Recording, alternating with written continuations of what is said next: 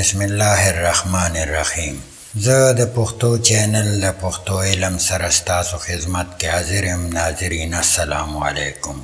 ناظرین زما د طرف نه دا کوشش دی چې مونږ تاسو ته د یو نصیحت دپاره که دا متلې دي که د اسلام خبرې دي په دې باندې مونږ تاسو سره خبرې مخکې کوو.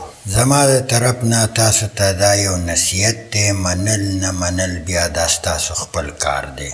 زمونږ په پښتنو کې دا یو کار دی چې نصیحت ورته ایټم بم ښکاري، خو چونکې دا ایټم بم نه دی، دا د مستقبل روشنۍ ده او که په دې باندې څوک غور وکړي نو انشاءالله د مشرانو خبرې منل دا ډېر ضروري دي او دا ستاسو د مستقبل یو رڼا ده. که چېرې تاسو په دې عمل وکړو نو انشاءالله تعالی تاسو به په مستقبل کې دا رڼا حاصل کړئ او زه امید لرم چې تاسو به د کامیابۍ طرف ته روان شئ. هر مشران که مونږ ته خبرې کوي نو دا په هغوی تېره وي، هغوی ښه بد نقصان دا ټول هر څه لیدلي.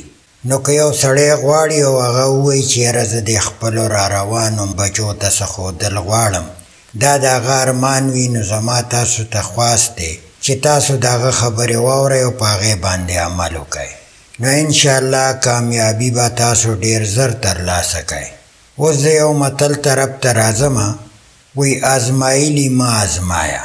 نو په دې کې که ته یو دوست ازماو کې او چېرې هغه تاله په دوستۍ کې نقصانات درکړي نو دوباره هغه نه بلکل دوست مه جوړوئ، نو هغه ستاسو دوباره دوست نشي جوړېدی.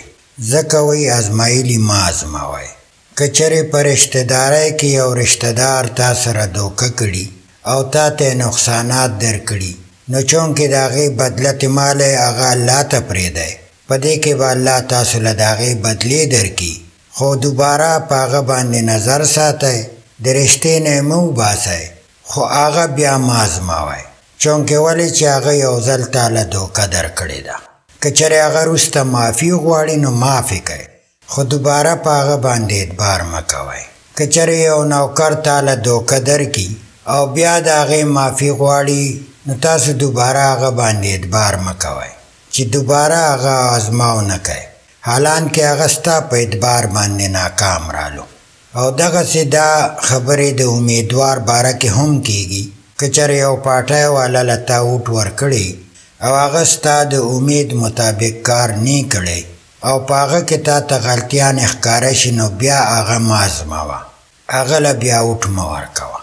او که چېرې د 16 سال نه کم عمر ماشوم دی، ځکه چې د 14 کالو پورې د هغه ذهن صحیح کار نه کوي، ځکه چې د 14 کالو ماشوم پورې چې د چا عمر وي نو هغه نه غلطیانې کېږي. که هغه د غلطۍ معافي غواړي نو هغه له معافي م ورکه او هغه باندې دوباره اعتبار کولی شي، هغه د خپله غلطي د ځان نه ایستی شي. نو ناظرین دا خبره چې پښتنو مونږ ته کړې ده چې ازمایلي مه ازمایه، نو دا د قرآن د حدیث خبرې م دي. رسول الله وسلم فرمایي چې کوم سړی ته ازماو کو هغه دوباره ازمې نو د ده نه ډېر زیات منافق نشته او دا بې انتهایي ګناه ده. ځکه چې یو سړي کې تا ته غلطیانې ښکاره شوي او ته د هغې باوجود بیا په هغه اعتبار کې نو دا ته خپل نقصان کې او هغه له د غلطیانو حوصله زیاتې. نو ځکه وایي چې تاسو کم سړی ازماو کوئ نو په هغه دوباره اعتبار مه کوه. نو یو دویم متل ته راځم، وایي اسونو نالونه وهل چندخانو هم ورته خپې اوچتې کړې. د دې متل مقصد دا دی وایي چې خپله دایره کې اوسه، پښتانه وایي خپل څادر سره خپې غځوه. نو د دې غرض دا دی چې څومره یې د هغې نه بره حملې مه کوه او مه د هغې نه بره ټوپونه وهه، ځکه چې د هغې نه بره ټوپونه وی نو خپې لاس به دې مات شي او ډېر غټ نقصان به درته میلاو شي. د زورورو سره ځان مه سموه او خپل حد کې اوسه نو ته به کامیابي. او د عالمانو سره ځان مه سموه، ګینې جهنم به ځان له ځای کړي، ځکه چې دا علما دي او د دوی قدر ډېر اوچت دی او دوی سره علم دی، نو د دې علم په وجه باندې د دوی درجات ډېر اوچت دي. نو ځکه وی عالم سره هم ځان مه سموه. او یو بې تعلیمه سړي له نه دي په کار چې تعلیم یافته سړي سره ځان سموي، ځکه چې هغه تعلیم کړی دی او تا تعلیم نه دی کړی.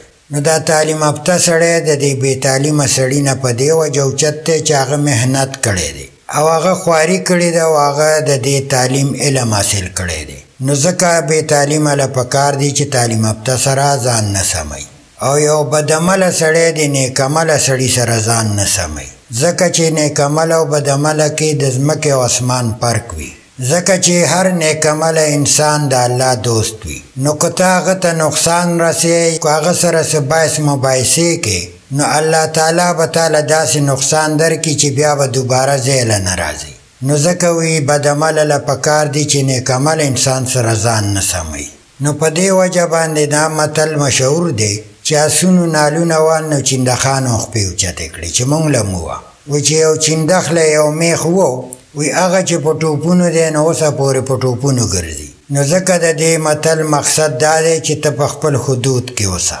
وی چې سیر نو 3 پاوه ځان حسابوه، که دړی نو 3 سیره ځان حسابوه. دا ستا کامیابي ده.